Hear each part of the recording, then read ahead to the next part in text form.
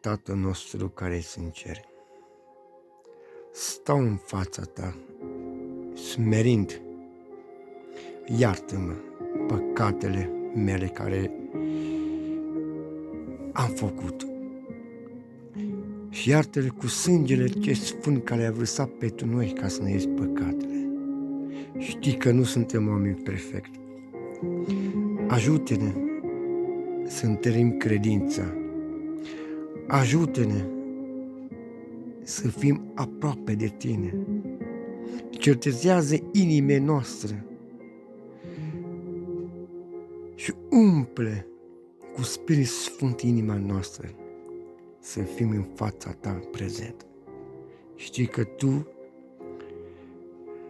ai iubit pe Iisus Hristos foarte mult. Era Fiul tău care l-a iubit. Și tu, cu faptele tale, care ai dovedit prin iubirea ta, l-ai trimis pe Fiul tău pe pământ ca să moară pentru noi, Tată. Îți mulțumesc încă o dată. Dumnezeu nostru din cer, fără tine nu putem să facem nimica. Tu ne-ai creat.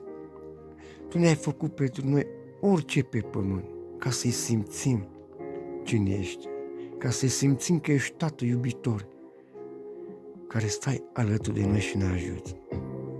Tată Dumnezeule, ajută-mă să fiu lângă familia mea, ajută-mă ca să învăț pe copii cine ești tu, ca să fac cunoscut cu tine. Că asta îmi place din versetul din Biblie, când a fost Iisus pe pământ, lăsați copiii să vină la mine. De aceea, Tată Dumnezeu, ăsta dorești ca tu să întărești credința, să fiu aproape lângă familia mea și să învăț și să fac închinare familie, ca să te fac cunoscut.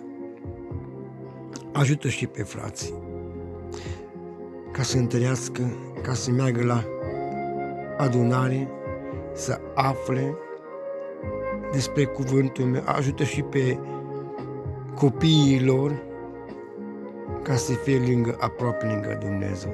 Și tu, Tată Dumnezeu, tu vrei de bine, tu vrei ca toată lumea ca să aibă o viață veșnică, cum ai promis tu.